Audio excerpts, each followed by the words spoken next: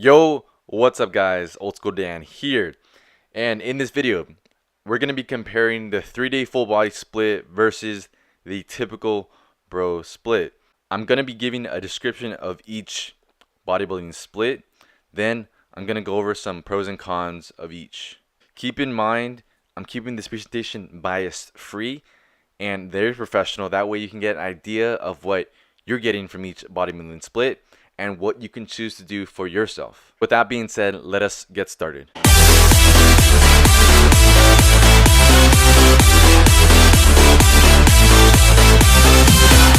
Alright, so what is full body training? Full body training is you're going to be training 3 days a week, full body. That means you're hitting biceps, triceps, legs, chest, back, shoulders, and all that stuff in one day.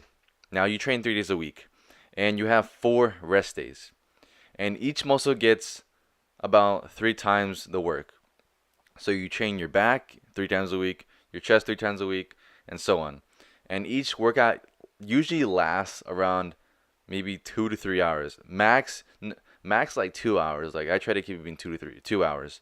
Sometimes it can go up to 3 depending on how much the volume I'm doing that day. Alright, so that was the full body training, the 3-day split. Now let's move on to the 5-day split, the 5 to 6 day split, which is called the typical bro split. Alright, so here is the typical bro split. You train 5 to 6 days a week. You usually have 1 to 2 rest days. You hit each muscle 1 to 2 times per week, meaning you could either have a back day twice a week for width and for thickness another day, and you have a leg day, an arm day, a shoulder day, and depending on how you structure it, you can be hitting each muscle twice a week. You can do the chest, arms, and then back and chest on one day, and then legs. Like the old school split, the one Arnold was on. He did chest and back, superset together, and then he would do arm day, which is consisted of shoulders, biceps, and triceps, and then he would have a leg day, and then he would have a rest day in between, and then begin again. So you can do it that way, or you can just go full on like chest day, back day, leg day, arm day, shoulder day, and then so on. So that was the typical bro split. Now let's move on to some pros and cons of the full body split. Alright, here are some pros and cons of full body training. I might go over the pros first and then cons. Alright, so picture yourself, you're competing, and your show is in 2 days. They tell you not to train usually 2 days before your show, or maybe the day before your show, because you need to carb up, so you look full on stage. So when you do full body training, you only train 3 days a week, and you have that one day, that gap in between, to fully carb up. Alright, so the next pro would be you're burning less calories. You're not going to the gym as often. Alright, the next pro, depending on the person, how they feel about the gym and going there, you have less gym days. You're only going 3 days a week. Could be good, could be bad. Last pro is that you're saving more money. You're not going to the gym every day, so you're not spending the gas to go over to the gym. And you're not using your supplements like pre-workout, your BCAAs and your protein all the time because you say you only use them when you're training. Alright, so that was the pros. Now let us move on to the cons of full body training. Number 1 con, you're going to have to endure a longer workout, a 2 to 3 hour full body workout. Con number 2, you're not getting as much volume as the typical bro split. You might be getting 35 sets depending on how much volume you can handle in full body training compared to the typical bro split where you get 12 to 20 sets per body part. Could be good, could be bad depending on the individual himself.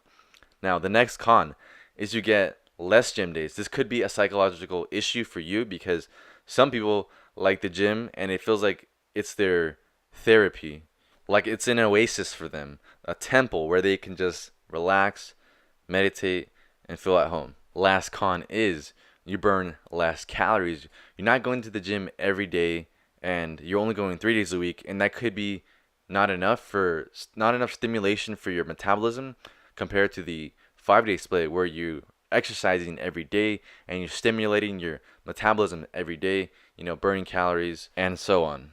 Alright, so that was the pros and cons of full body training.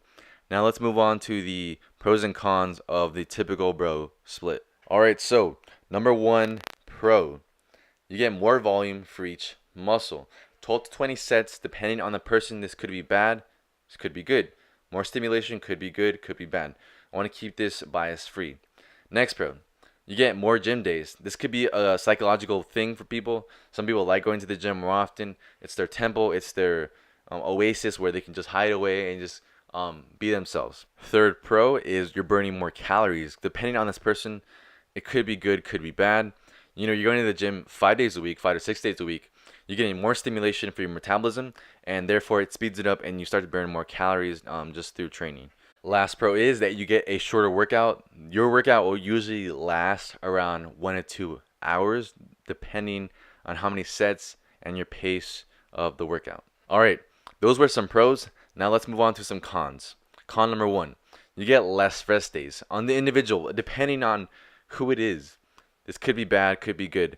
I just realized that this presentation is not really more about cons and pros. It's kind of like it can vary for each person, because like a hard gainer could need more rest days because their nervous system is kind of a sensitive, and the mesomorph could easily train with any routine like the 5 day split and make tons of gains. So having less days wouldn't be a matter to him. But anyways, let's continue. Con number two, you get more gym days. This could be bad, could be good. Some people don't like going to the gym that often. Another con is you're burning more calories. Like I said before earlier, this could be bad, this could be good, depending on the person, the individual. Last con is you're spending more money. Usually this is a con for everybody. Nobody likes to spend money. Nobody likes their hard-earned money going to waste. Not that it is, but you know, you're going to the gym more often, like 5 to 6 days a week. That means you're driving up to wherever the gym is. It could be far, it could be close. You know, you gotta spend more gas, and then you're using more pre-workout like every day, and that pre-workout can get kind of expensive depending on what brand you buy. All right, so that is the end of the presentation. I hope you enjoyed it. Subscribe if you want to see more videos like this. Like this video right now. Thanks for watching. This is Old School Dan checking out. Peace.